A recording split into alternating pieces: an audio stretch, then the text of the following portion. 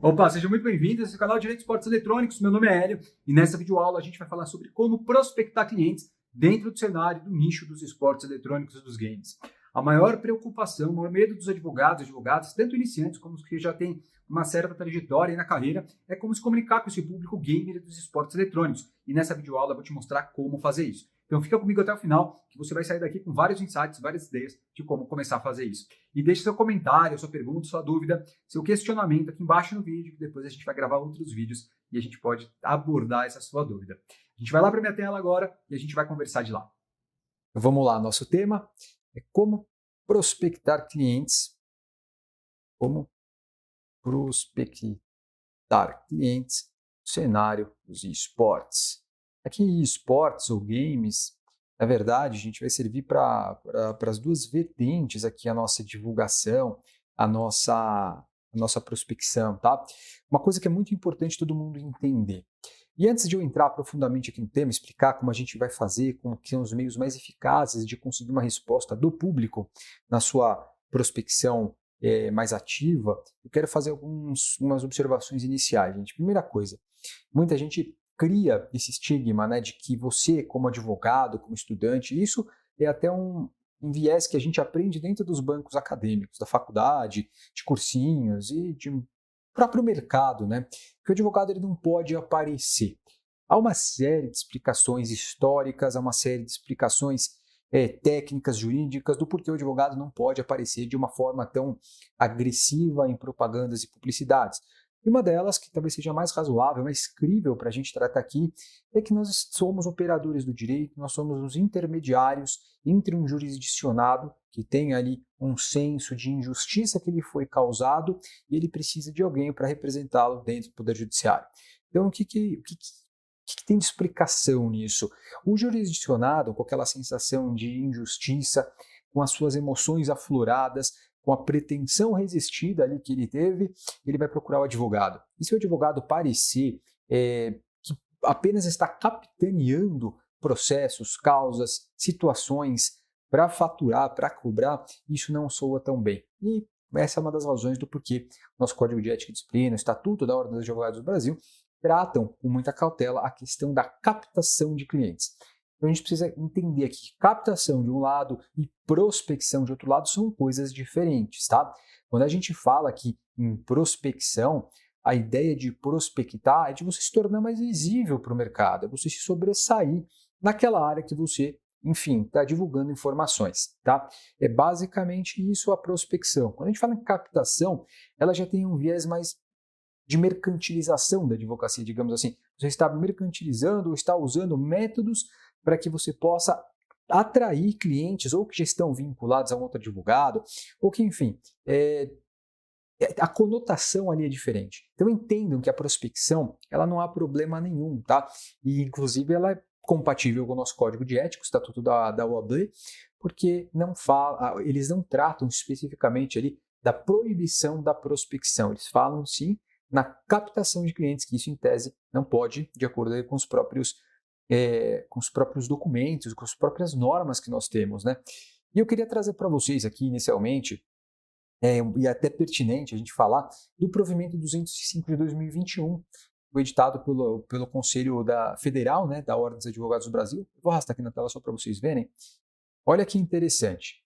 Quando a gente fala nesse provimento 205 de 2021, ele dispõe expressamente aqui sobre a publicidade e a informação na advocacia. Então, um dos primeiros artigos, aliás, o primeiro artigo que ele trata é justamente permitindo o marketing jurídico.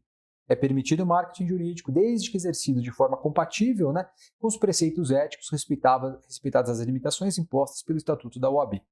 Então, a primeira coisa que a gente precisa entender é: não é proibido fazer publicidade, tá? Não é proibido. Aqui nesse próprio provimento, depois baixem, vocês encontram facilidade, vocês vão entender aqui mais profundamente o que pode, o que não pode, as proibições, mas o fato é que hoje você pode usar, por exemplo, redes sociais, você pode usar outros métodos para divulgar informações, desde que sejam verídicas, sejam compatíveis ali com o código de ética, com a sobriedade da profissão, não há problema nenhum, tá?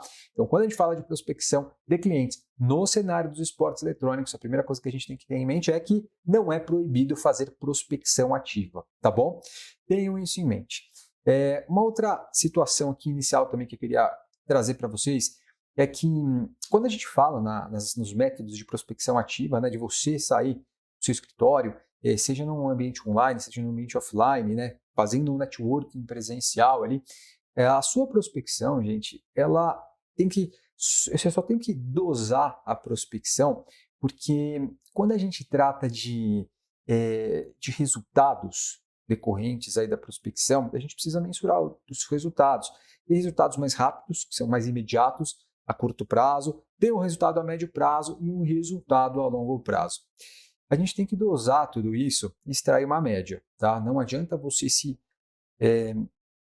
tentar produzir só resultados rápidos a curto prazo, porque isso não vai te trazer ali um resultado a longo prazo interessante, porque você trata aquilo de uma forma muito rápida, muito superficial. E você pode até encher sua carteira de clientes aqui do cenário dos esportes eletrônicos, com times, jogadores, ações decorrentes do cenário, mas se você não tiver um relacionamento mais profundo ali com o teu cliente, um relacionamento mais profundo com o setor, com a área, é mais difícil de você se manter no mercado, tá? Então não pensem, não superestimem apenas os resultados mais rápidos, mais imediatos, tá? A curto prazo. Tentem fazer com que a carreira de vocês ela tenha aí um médio a longo prazo, porque só isso que vai manter vocês no mercado. Eu falo isso porque eu estou há 14 anos no mercado. Eu vim crescendo no começo, eu queria ter resultados rápidos e imediatos e conseguia, mas eu percebi que isso não era totalmente a verdade absoluta que eu pensava que era. Eu falava assim, se eu tiver resultados muito rápidos, agora já no início, eu vou manter esses clientes aqui para sempre. E não é assim. Os clientes que eu consegui manter um relacionamento mais duradouro foram aqueles clientes em que eu tive um relacionamento, desenvolvi um relacionamento, seja ele digital, seja ele presencial, e com o decorrer do tempo esses clientes foram indicando demandas, indicando novos clientes, enfim. Aí você começa a construir de uma forma mais concreta a sua atuação dentro desse cenário. Então, o que eu ensino aqui para vocês, o que eu ensino para os meus alunos, não é algo para te fazer financeiramente pagar as contas, de forma mais paliativa. A ideia é fazer com que você se torne de fato uma autoridade no cenário, para que as pessoas te enxerguem como uma autoridade, como um expert, e passem a te indicar, passem a te contratar, que é isso que vai fazer você perdurar a sua trajetória, a sua carreira dentro do mercado, do cenário dos esportes eletrônicos. Tá? Então, eu vou deixar até anotado aqui, tá, gente? Não superestime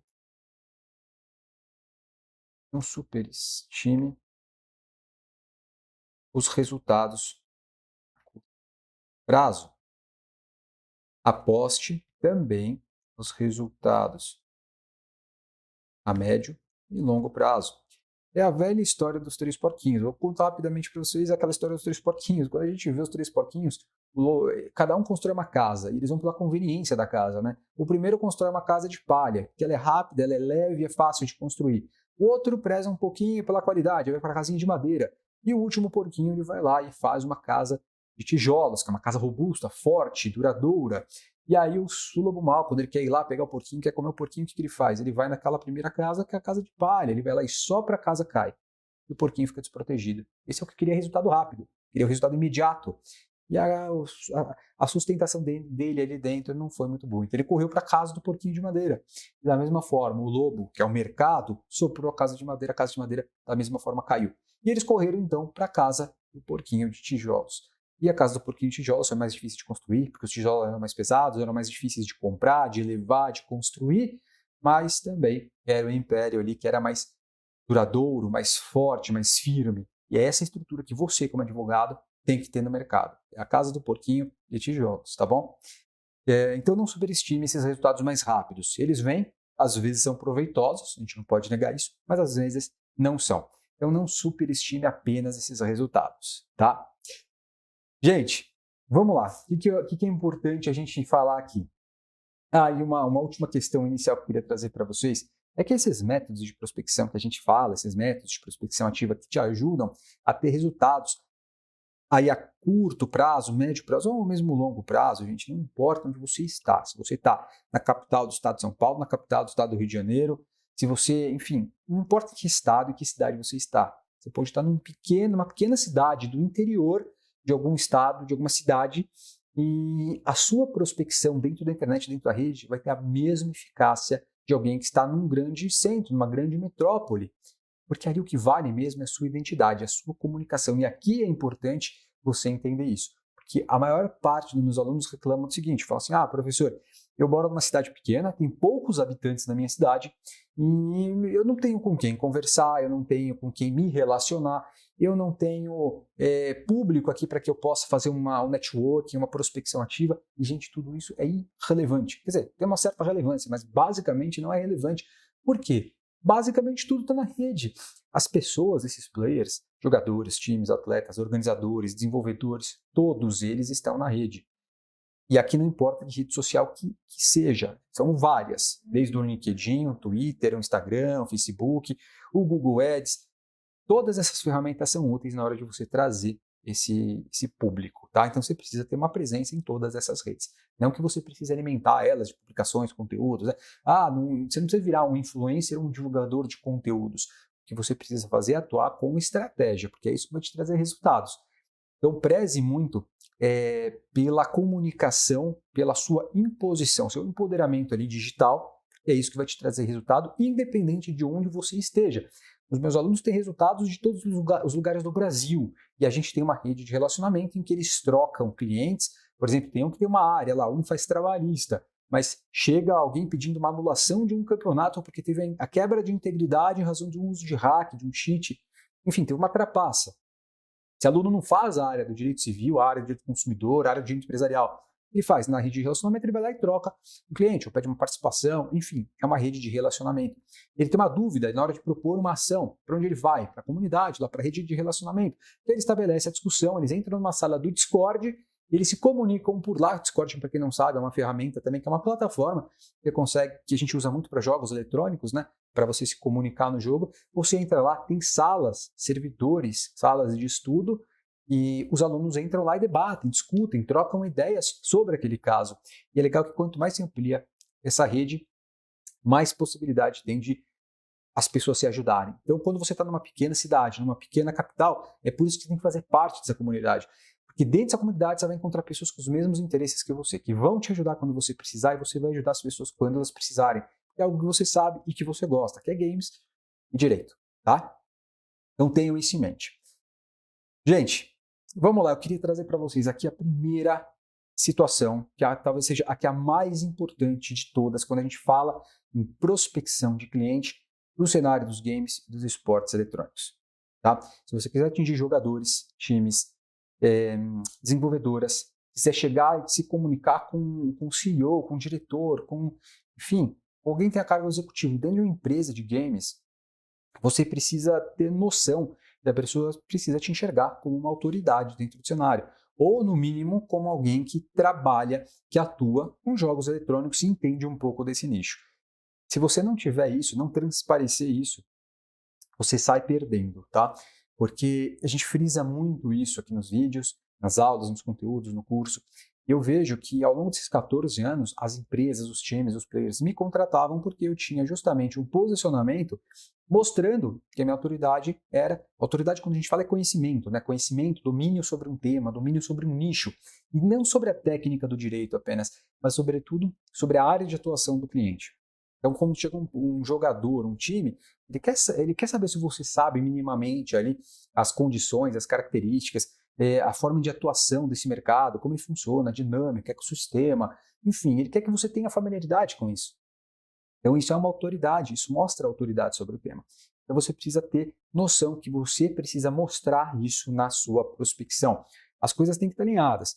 Você, por exemplo, não mostra essa sua autoridade no tema, esse seu domínio sobre o cenário dos esportes eletrônicos, não adianta nada você fazer uma prospecção ativa, atingir o cliente, porque na hora que ele marcar uma reunião ou ele for se comunicar com você, você não tem uma comunicação ali tão eficaz quanto deveria. Então, a grande ideia aqui é você se mostrar para o mercado, para o público, como uma autoridade. Deixa eu anotar aqui. Isso é muito importante, tá? Você precisa ter clareza na definição do público. Isso aqui é muito importante, tá? Quando você for se comunicar, você precisa ter clareza quem é o público com quem você está se comunicando. É um dos passos mais importantes aqui, tá? E o maior erro que as pessoas cometem quando vão fazer prospecção de clientes, especialmente aqui no cenário dos esportes eletrônicos, tá, gente? É a pessoa não estudar o público com quem ela quer se comunicar. Se você quer se comunicar com o público, seja na comunicação verbal, né, falada, na comunicação não verbal ou não falada, como por exemplo, você tem um headset que você usa. Quando você põe esse headset e aparece numa reunião virtual lá com um cliente, isso causa uma identidade com o cliente. Ele fala, opa, peraí, ele tá meio que afeta o cenário, acho que ele conhece o cenário, ele usa um headset tal como eu uso, uma pessoa sente familiaridade. Quando você faz isso, por exemplo, é uma das formas de você mostrar que você se preparou para atender esse tipo de público, tá? Não digo que você precisa sair aí usando toda hora um headset, ou uma cadeira gamer, ou um mouse gamer, um teclado gamer. Não é isso, tá? Tudo tem que ser feito com moderação. É só para causar uma familiaridade mesmo.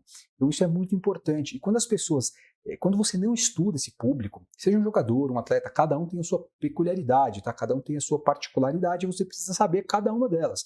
Ou pelo menos ter uma noção do que elas representam, como dores dessas pessoas, desejos dessas pessoas, para que quando você for fazer uma prospecção ativa, você seja assertivo naquilo que você faz. Porque muito dos resultados mais eficazes que você tem na prospecção é justamente um alinhamento com a expectativa do cliente. Então, por exemplo, o cliente tem ali uma necessidade emocional. Vamos levar aqui para uma das questões mais corriqueiras, né, do centro ali do cenário, que é times e jogadores. Por exemplo, numa relação de trabalho ou numa relação de transferência de um atleta de um clube para outro clube. Qual que é o medo e o receio que o jogador tem nisso? Vários. Essas são as dores, são os medos que ele tem. Quando você for fazer uma prospecção para atender clientes, por exemplo, jogadores, por exemplo, o que você precisa fazer? Ter noção do que o jogador tem medo, tem receio e quais os desejos dele de sair de uma equipe para outra. Né? Será que ele sonha em ser mais famoso, integrar uma equipe maior e melhor, uma equipe que tem mais jogadores renomados do que a equipe anterior? Será que ele tem medo de que a empresa, a equipe que ele foi cedido, né, ela de fato vai continuar pagando salário para ele? Será que vai honrar com aquilo que ela prometeu? Será que as pessoas que estão lá no novo time são tão receptivas como do time anterior, o time cessionário? Como é que vai funcionar isso? Essas dores que você precisa desenhar, você precisa traçar. E quando você faz essa comunicação direta, né, seja por meio de uma postagem em rede social, por meio de um anúncio patrocinado, por meio de um contato direto, qualquer tipo de prospecção dentro do cenário dos esportes eletrônicos, você precisa saber quais são essas dores e desejos. Seria muito fácil se a gente pegasse as redes sociais, vou patrocinar uma postagem que eu fiz. Deixar a rede social, né, a entrega ali do conteúdo ser feita automaticamente, você achando que vai ter resultado, seria muito fácil, mas não é assim que funciona, né? As coisas são muito mais profundas, gente. As coisas são assim estudadas, você precisa saber. Às vezes você dá sorte, você faz uma postagem lá qualquer aleatória falando assim, os direitos do gamer, e aí você bota para rodar. Só que fica rodando aleatoriamente, você pode até definir público. Você fala assim, eu quero que esse post seja direcionado aqui para atletas. Tudo bem, você pode fazer, mas se você não pegar o momento certo, um momento ali de emoção do atleta, um medo, uma dor, um desejo, um sonho que ele tenha, aquele post vai passar em branco, vai passar batido. Ele só vai pegar e vai dar atenção àquilo se você conseguiu chamar atenção, se você entrou nos interesses e desejos dele e se entrou no momento certo. Essa é a prospecção mais eficaz. Imagine a rede social, sei lá, o Google Ads, o Facebook Ads, quando você patrocina esses posts que você faz, um conteúdo que você criou, que você divulgou, que teve um desempenho muito bom, normalmente a rede social ela vai agir como um panfleteiro. Né? Você contrata um panfleteiro para entregar os seus cartões de visita, só que ele vai sair entregando. Ele não vai parar na porta das pessoas ou vai parar para a pessoa e perguntar, opa, você tem algum problema jurídico? O panfleteiro ele não vai fazer isso, ele simplesmente vai entregar. É o que a rede social faz, ela entrega aquilo que você pede. Cabe a você definir, traçar ali bem aos interesses e desejos desse público, tá? Então, gente, isso é muito, muito importante. Se você virar aí um expert fera na prospecção, isso vai fazer toda a diferença aí na hora de você ter resultados financeiros, tá? Então, isso é muito importante. Meu escritório, como é que a gente faz? Eu trabalho com prospecção ativa, a gente sempre trabalhou, com prospecção passiva também. Hoje nós atingimos um nível, né, uma medida que a gente tem muito resultado ali na prospecção passiva, porque o nome no mercado já fica consolidado, então é muito mais fácil. Mas a gente não deixa de fazer a prospecção ativa também, tá? Que é levantar literalmente da cadeira e sair aí para o mercado para, de fato, dar as caras, entendeu? Isso é muito, muito importante.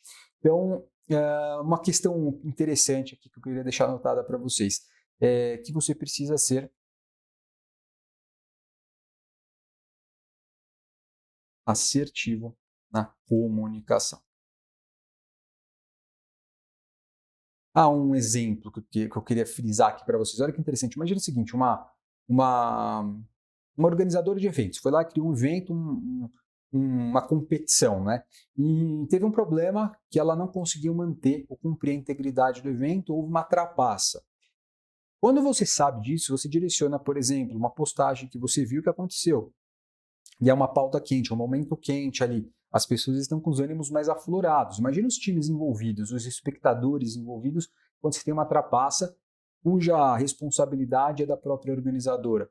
Se você conseguir fazer uma prospecção ativa direcionada a isso, você pode ver que os ânimos estão aflorados. A decisão, portanto, de quem está envolvido nesse problema, ela é mais rápida. Então, você tem uma decisão mais imediata daquela pessoa que está envolvida naquele problema. Então, tenham noção disso, tenham isso em mente, porque é o que o pessoal fala muito, né? Pauta quente. O que é pauta quente? Algo que realmente aconteceu. Por que as pessoas correm atrás de pautas quentes?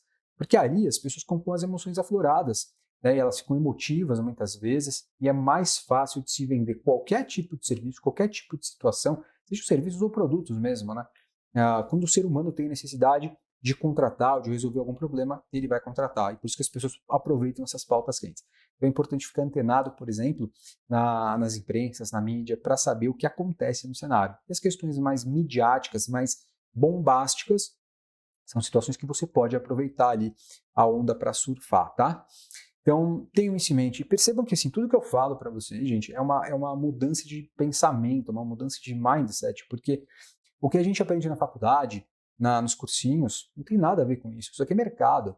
Só quem vai te ensinar a entrar nesse mercado e a ter, de fato, efetividade nos resultados é quem atua no mercado. Se você for para uma pós-graduação, jamais vão te falar sobre isso. Ninguém te fala. Ninguém fala para você das dificuldades, facilidades, como fazer ou como não fazer. Pós-graduação vai te tratar das matérias técnicas, vai te ensinar, sei lá, a aprofundar num determinado instituto, numa determinada matéria do direito, né? Não num nicho, não no mercado específico. Então, quando você for alinhar suas expectativas com uma pós-graduação, com um curso livre, pense nisso. Não que a pós-graduação seja ruim, não que o curso livre seja bom, mas você precisa entender o que você quer. Você quer ir para o lado acadêmico ou você quer ganhar dinheiro no mercado e se especializar no mercado? É isso que você tem que ter em mente, tá? Então vamos lá. Eu quero deixar aqui 4 dicas para vocês que eu vou pontuar, eu gostaria que vocês anotassem, se possível, né, de como prospectar. Primeira delas, definir o público que você almeja. Quando você tem um público que você almeja, e aqui dentro do cenário dos esportes eletrônicos, gente, podem ser jogadores, podem ser aqui profissionais ou não, tá? Porque tem muito atleta em formação que ainda não é profissional, mas já compete, né? Ele está em formação, tem um contrato com o time, a família sabe. Aqui jogadores também, não necessariamente os jogadores, mas a família de jogadores. Muitas vezes eles se preocupam com filhos, com sobrinhos, com netos que estão se profissionalizando no cenário e são os familiares que tomam decisões, especialmente aí do lado jurídico. Então precisam de assessoria. E numa transferência de atleta, por exemplo, eles precisam saber o que vai acontecer. Quando eles ficam só à mercê das negociações entre os times, é muito complicado para a família, porque eles não sabem o que vai acontecer, eles precisam de um advogado do lado.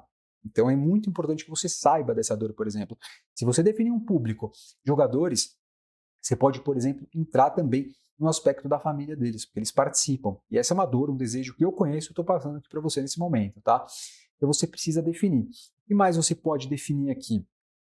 Streamer, time, publisher, organizador de eventos, casters, são pessoas que transmitem, né? Enfim, qualquer player desse cenário, quando você define esse público, aí você vai desmembrar. Você vai buscar entender o que ele faz, como ele faz, onde ele ganha dinheiro, onde ele não ganha, os principais medos, as principais dores. Essa é a definição do público que você tem que ter. Por que que eu falo isso? Porque depois que você definir o público, vai ficar mais fácil de você fazer um conteúdo, por exemplo, um texto direcionado a sanar uma dor desse prospecto aqui, desse player do cenário. Então, isso vai se tornar até intuitivo para você. E aí você vai trabalhar nessa prospecção ativa, tá? Essa é uma das principais questões de como você vai prospectar. É definir o público que você quer atingir, tá? E aqui, gente, não se limita apenas às pessoas que eu coloquei, tá? Tem muita gente no cenário. Imagina staff, né? Staff tem um monte de gente que compõe staff. Então, na staff você consegue prospectar também o coach, o treinador, enfim, qualquer outra pessoa. Então, é muito grande, muito amplo aqui o resultado. Quando você fala de times, por exemplo, gente, hoje são centenas de times para cada título de jogo, que são centenas de jogos. É muita coisa. São organizadoras de eventos que, enfim, fazem eventos no Brasil inteiro. Isso tem, assim, tem sido bem pulverizado em todos os locais do Brasil, tá? Então, uma das maneiras mais eficazes de você prospectar cliente é você se aprofundar no público. Se aprofunda no público, tá? Segundo passo, que é muito importante, é você definir se você vai fazer uma atuação consultiva ou uma atuação contenciosa. Contencioso ou consultivo? Ou os dois, não importa, você pode fazer um ou outro, você pode fazer os dois. E aí vai também definir aqui o público, né? As dores, os desejos. Quando você pega, por exemplo, um time de esportes eletrônicos, quais são os principais problemas consultivos que os times têm? Parte contratual, por exemplo, uma análise de um regulamento de um evento que eles se inscreveram, eles precisam entender a fundo como funciona, transferência de um atleta, enfim, patrocinadores, a relação deles com o patrocinador, pagamento de prêmios. Existe uma série de outras situações que você vai definir na escolha de uma atuação ou contenciosa ou consultiva. Na hora que você fizer uma informação por meio de um conteúdo na rede social, texto, um vídeo ou, enfim, qualquer outro tipo de conteúdo, é nesse aspecto que você precisa entrar também, tá? Não só definir o público, mas saber com transparência, com clareza ali, mental, né? Eu estou trabalhando aqui com o público e eu estou oferecendo o quê? Uma demanda consultiva ou algo que é contencioso? Você precisa ter muito claro na sua mente também, tá? E, enfim, aqui você também precisa definir, né? Lógico, as dores e desejos. E aqui também serve para a letra A também, tá? Definir. Aqui, da mesma forma, para o item B também se aplica, tá? Dores e desejos é muito importante. Você sempre vai ter que ter isso em mente com bastante transparência. O número 3, ferramentas. Ferramentas. Aqui a gente já entra numa questão mais mão na massa, né? Aqui a gente estava definindo, era uma questão estratégica que a gente tem que ter em mente. Quando a gente fala em ferramentas, quais são as ferramentas que você precisa usar para prospectar, para chegar até os clientes? Todas as possíveis. Não existe uma ou duas que vão ser ali as únicas que você deve trabalhar, gente. Você precisa prospectar clientes com todas as ferramentas possíveis. Você precisa dedicar, por exemplo, e aí a gente já entra na questão, né, online e offline. Quando a gente fala na offline, é o networking ali pessoal, presencial. E onde você faz isso? Em feiras, em eventos, em comissões. Você precisa estar presente ali. Imagina quando você faz parte de uma comissão da OAB, de direito desportivo, por exemplo. As pessoas enxergam você ali como uma autoridade, seus colegas, sabem? Falam, puxa, fulano de tal é especialista ou trabalha muito com esportes eletrônicos, com games. Essas pessoas podem te indicar, ou podem te chamar para dar uma palestra, podem te chamar, enfim, para falar sobre o tema. E isso é muito importante, é uma forma de networking, porque a sua exposição vai te fazer ter uma visibilidade muito grande e a tendência de vir público até você é muito grande. Então pensa em um networking offline, presencial, ele é fundamental, ele é tão importante quanto o online. Qual que é a diferença entre eles? É que no online ele é muito mais direcionado e você pode atingir muito mais gente que você nem imagina, né? Então talvez seja assim, com resultados maiores e talvez até um pouco mais rápidos. Mas os dois, online e offline, são muito importantes. E quando a gente fala no online, gente, qualquer ferramenta digital, especialmente redes sociais, tá? O LinkedIn, o Facebook, o YouTube, o Instagram, todas essas ferramentas, você não precisa alimentá-las de conteúdo todos os dias. Como eu disse no começo do vídeo, você não precisa ser um produtor de conteúdo, você é advogado, você noticia ali informações que são direcionadas, são dedicadas, são estratégicas, que vão te ajudar a ter ali uma visibilidade sobre um ponto específico. E isso é que vai fazer sua rede de relacionamento se ampliar. Não queira sair por aí achando que você vai fazer um conteúdo que para você é lindo, é maravilhoso, mas que para as pessoas nem não faz sentido, porque naquele momento não é o momento delas. Né? Então não fica frustrado quando você faz algo que, por exemplo, para você é maravilhoso e para os outros não tem relevância. É como você escrever um livro. Você escreve um livro, por exemplo, para você assim é a obra da humanidade, mas para as outras pessoas pode não ter muito sentido. E essa que é a dificuldade. E quando você consegue lidar com esse lado emocional e consciente de falar, poxa, eu estou fazendo aqui um conteúdo direcionado, assim, assim, assado, e ele vai ser direcionado para esse público, é para aquele público que você direcionou. Não adianta você pegar aquele mesmo conteúdo e jogar para outros públicos que não tenham interesse. Então é importante você ter isso em mente, tá? Todas essas ferramentas vão te dar esse alcance, vão te levar para esses lugares. Então, por exemplo, quando você usa o Twitter, é uma rede social que muitos atletas, jogadores, eles estão presentes. Você tem que usar o Twitter para direcionar alguns conteúdos. O LinkedIn, tem muitos empresários que estão lá dentro, muitas empresas. E você vai usar o LinkedIn, por exemplo, para atingir esse público. Então, tentem usar todas as ferramentas que vocês puderem e as ferramentas dedicadas para públicos que consomem essas ferramentas. Tá? Então, o Discord, por exemplo, todos os jogadores, a unanimidade praticamente, né, usam o Discord. É um lugar que você precisa se fazer presente, integrar os servidores, né, entrar ali nas páginas e nas comunidades. Isso é fundamental. E o que eu digo com isso? Que você precisa viver o cenário, você precisa viver os esportes eletrônicos. Não que você vai deixar de fazer o que você já faz. Tem advogado que tem um escritório que é full service, faz trabalhista, faz penal, faz empresarial. Não que o cara faça tudo isso, mas o escritório funciona desse jeito. E ele pegar um novo nicho, como é o cenário dos esportes eletrônicos, e dedicar um tempo específico para esse cenário, ele só vai fazer o escritório dele crescer ainda mais. E agora fica visível para um novo público que é gigantesco, e o escritório dele só vai agregar, porque ele já oferece outras áreas. Então é isso que você precisa ter em mente, tá? Quando eu falo de você prospectar, enfim, não é para você deixar de fazer o que você faz. Quando você vive esse cenário para você se familiarizar, para você ter mais contatos e descobrir quais problemas ele tem e poder oferecer uma solução para esse cenário e para as pessoas que o compõem, tá? Então, ferramentas. Usar todas as ferramentas, ou melhor, usar as mesmas ferramentas que o público-alvo utiliza, tá? Então, tenham isso em mente. E número 4, eu já dei algumas pinceladas aqui, mas é a rede de relacionamento. Desculpem aqui, eu às vezes escrevo um pouco rápido e nem sempre esse vídeo vai para edição, publico do jeito que ele está. Pode ter um errinho de português aqui ou outro, mas é erro de digitação, tá? Se tiver um erro crasso aqui, vocês comentem aqui, depois eu corrijo. Então vamos lá, rede de relacionamento, gente, isso aqui é muito, muito importante. Quando eu falo rede de relacionamento, é a retaguarda da sua atuação para o mercado. Quando você vai para o mercado, se dá a sua cara a tapa, é muito difícil, muito difícil. Quando eu comecei nesse cenário, eu me sinto como se eu tivesse um canivete entrando ali na floresta amazônica e abrindo um espaço. 14 anos atrás, ninguém falava de esporte eletrônico. O jogo eletrônico já era uma grande realidade. Eu atuava para empresas que disponibilizavam jogos, traziam jogos para o Brasil. Desde os contratos de licenciamento com desenvolvedoras, publishers, etc., até as relações de consumo que eram derivadas aí dessa relação.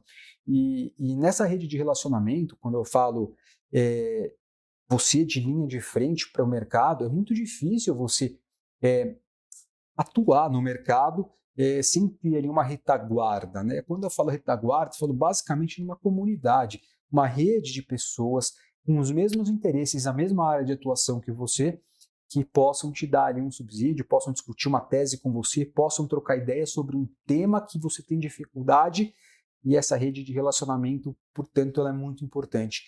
Também na retaguarda técnica jurídica, você ter colegas, se relacionar com colegas que estão nesse mesmo patamar de conhecimento, de projeção profissional que você, para que você tenha mais segurança na hora de ir para cima do mercado, né? Cada um vai para o mercado do jeito que acha que deve ir, mas quando você tem essa retaguarda, ela é muito importante.